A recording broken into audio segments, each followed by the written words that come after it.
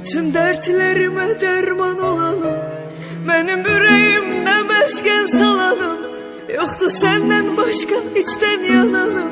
Ey dost, ey dost, benim yuxularda yol gösterenim. Kimse senin kadar değer vermedi.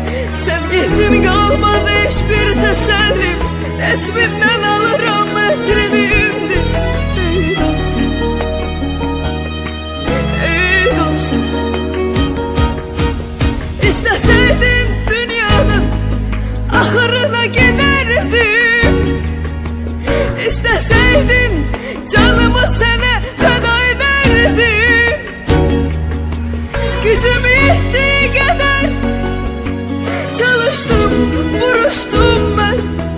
Bir zamanı bir seni dayandırabilmedim. Can dostum, indi sen köyde, sen beni seyirde. Can dostum, dünyanın derdini böldük bir yerde. Can dostum, ağladı bir yerde, güldük bir yerde. İndi yokluğuna ben nece dözüm.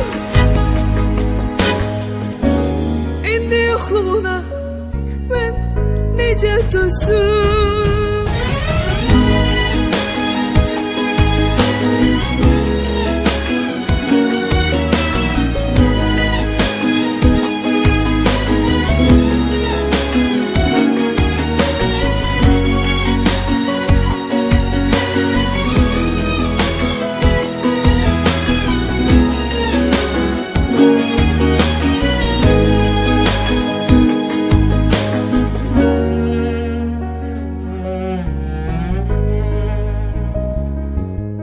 Doğmalar içinde ben doğma kesin, olmazsa olmazım döyünen nebzim. Cismin çıkıp gider belki de dostum, ruhun benimledir, bu benim besim. Ey dost, ey dost, İsteseydin dünyanın ahırına giderdim. İsteseydin canımı sana feda ederdim. Gücüm yettiği kadar çalıştım, vuruştum ben. Bir zamanı bir seni dayandırabilmedim. Can dostum, indi sen köyde, sen beni seyirde. Can dostum, dünyanın derdini böldük bir yerde.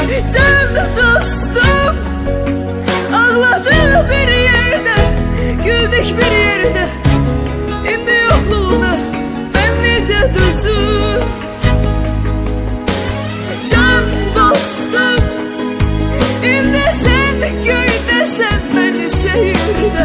Can dostum, dünyanın derdini böldük bir yerde. Can dostum, ağladı bir yerde, güldük bir yerde. İndi yokluğuna ben nece dözüm. İndi yokluğuna ben nece dözüm.